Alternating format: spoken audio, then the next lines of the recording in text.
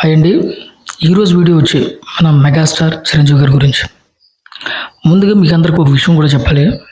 నా ఛానల్ని సబ్స్క్రైబ్ చేయకపోయినా పర్వాలేదు, కానీ ఈ వీడియోని లైక్ చేసి వీలైనంత మందికి మన మెగా అభిమానులందరికీ షేర్ చేయండి. ఎందుకంటే మెగాస్టార్ చేసేటువంటి పనులు, ఈ మంచి పనులు ఏవైతే ఉన్నాయో జనాలకి తెలియాలి అన్న ఉద్దేశంతో చెప్తున్నాను. ఈ వీడియోని మీ ఫ్రెండ్స్ అందరికీ, తెలిసిన ముఖ్యంగా మెగా అభిమానులందరికీ షేర్ చేయండి. ఇక లేట్ చేయకుండా టాపిక్లోకి వెళ్దాం.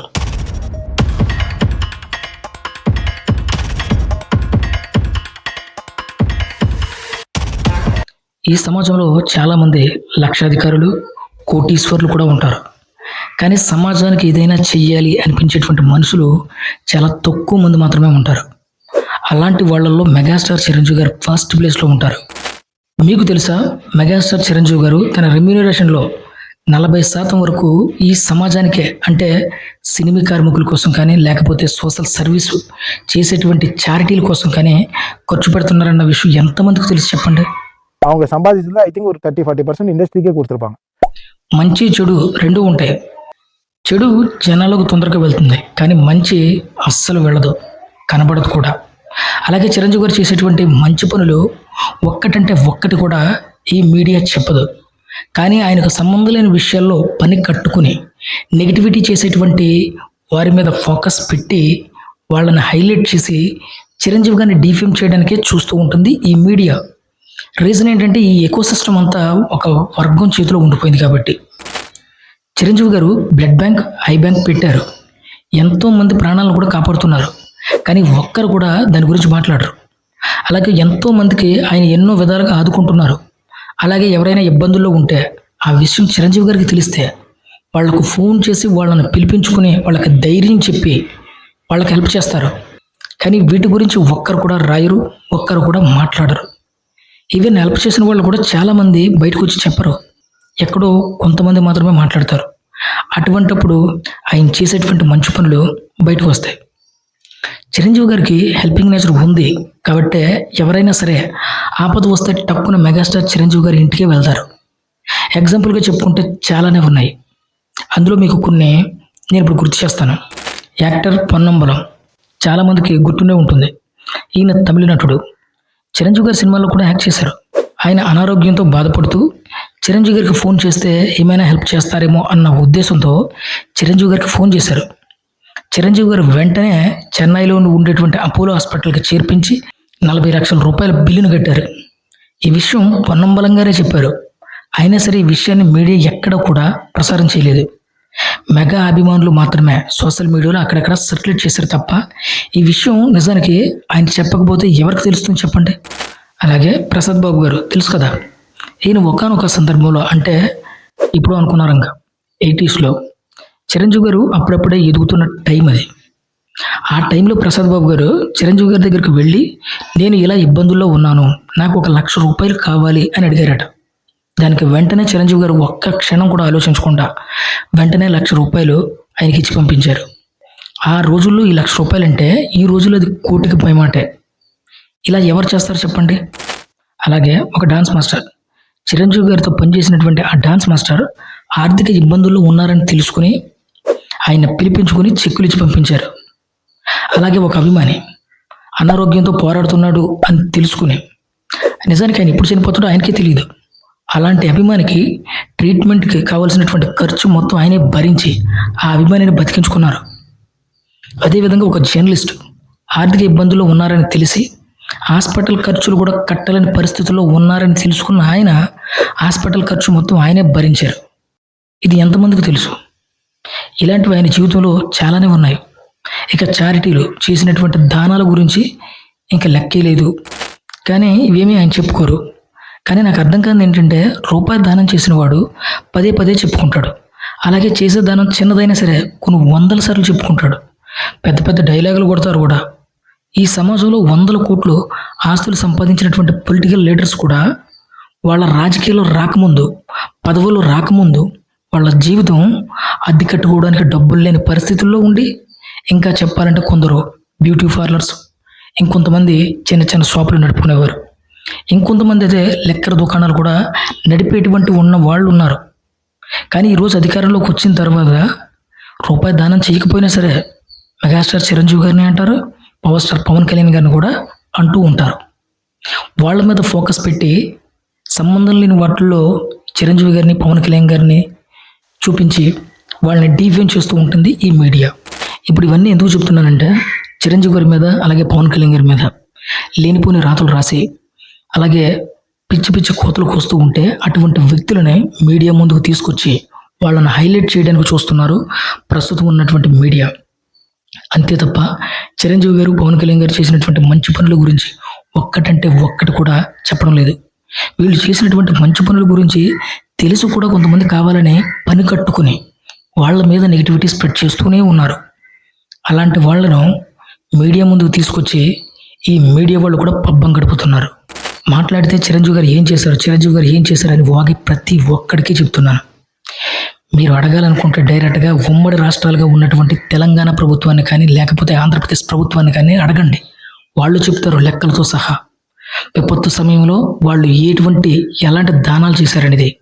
ఇవన్నీ తెలుసు కూడా పైసా కూడా దానం చేయని కొంతమంది వ్యక్తులు ఆయన మీద నూరు పారేసుకుంటే కనీసం ఆయన పోనీలే అని వదిలేసి మిమ్మల్ని క్షమిస్తున్నటువంటి మంచి మనసున్న మహారాజే మా మెగాస్టార్ చిరంజీవి గారు.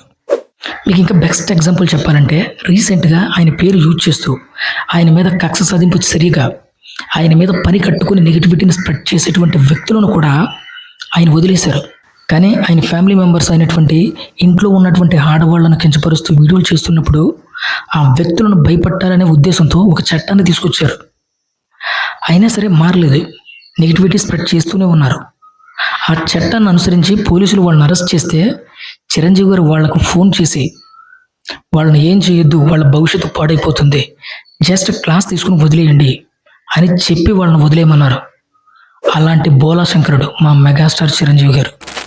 అయితే రీసెంట్గా తమన్ గారు ఒక తమిళ యూట్యూబ్ ఛానల్కి సంబంధించినటువంటి పోడ్కాస్ట్లో చిరంజీవి గారి గురించి చెబుతూ ఎమోషనల్ అయ్యారు. కళ్ళల్లో నీళ్లు పెట్టుకుని ఆయన ఏం చెప్పారో తెలుసా?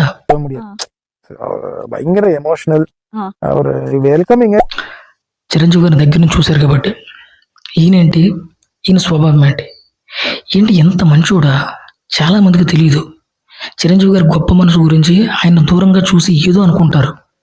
ఆయన ఎలాంటి వాడో చాలా దగ్గరగా ఉన్న వ్యక్తులకు మాత్రమే తెలుసు. ఆయన ఏంటి అనేది చాలా దగ్గరగా చూసిన వాళ్ళకు మాత్రమే బాగా తెలుస్తుంది. అలాగే ఆయన మాట్లాడుతూ ఆయన సంపాదనలో 40% సోషల్ సర్వీసులకి చారిటీలకు ఉపయోగిస్తున్నారు. அவங்க சம்பாதிச்சதுல ஐ திங்க் ஒரு 30-40% ఇండస్ట్రీకే கொடுத்துருப்பாங்க. ఎవరో వస్తారు ఏదో అడుగుతారు, అడగగానే మనసు కాదనలేక వెంటనే వాళ్లకు చెక్కుల రూపంలోనూ లేకపోతే వాళ్ళకి కావాల్సినటువంటి ఏదో విధంగా సహాయం చేస్తారు. అది మెగాస్టార్. అలాగే బ్లడ్ బ్యాంక్, ఐ బ్యాంక్ మరియు ఇండస్ట్రీకి సంబంధించినటువంటి చాలామంది నా కళ్ళతో నేను చూశాను. సార్ ఇబ్బందుల్లో ఉన్నారు అని ఎవరో చెప్పగానే ఏంటి అని అడిగేసి వాళ్ళకు చెక్కులు ఇవ్వడం కూడా నేను చూశాను. అప్పటికప్పుడే వాళ్ళ ప్రాబ్లమ్స్ కూడా సాల్వ్ చేస్తూ ఉంటారు. నిజంగా నేను ఇలాంటి వ్యక్తిని చూడలేదు అంటూ ఆయన ఎమోషనల్ అవుతూ చెప్పడం జరిగింది. ఇండస్ట్రీలో చాలామంది పెద్దవాళ్ళు ఉన్నారు, కానీ ఆపదంటూ వస్తే చిరంజీవి గారి దగ్గరికి ఎందుకు వెళ్తారు మీరే చెప్పండి. సో ఇలా చాలానే ఉన్నాయి ఇటువంటివి, కానీ ఇవి కొన్ని అక్కడక్కడ రేర్గా బయటపడుతూ ఉంటాయి. ఎవరో ఒకరు చిరంజీవి గారి గురించి మేము ఆయన ద్వారా హెల్ప్ చేసుకున్నాము, అలాగే ఆయన ద్వారా మేము లాభపడ్డాము, అదేవిధంగా ఆయన మాకు మంచి పొజిషన్ చేశారు, ఈరోజు ఈ పొజిషన్లో ఉన్నామంటే దానికి కారణం చిరంజీవి గారు అని కూడా చెప్తూ ఉంటారు. ఎక్కడ దాకా ఎందుకు, ఈరోజు తమన్ గారు ఎంత చెప్పారు, కానీ మీరు సోషల్ మీడియాలో ఉండేటువంటి ఈ పెద్ద పెద్ద హ్యాండిల్స్ కానీ లేకపోతే ఈ మీడియా జర్నలిస్టులు కానివ్వండి ఎక్కడ కూడా ఈ న్యూస్ గురించి చెప్పలేదు.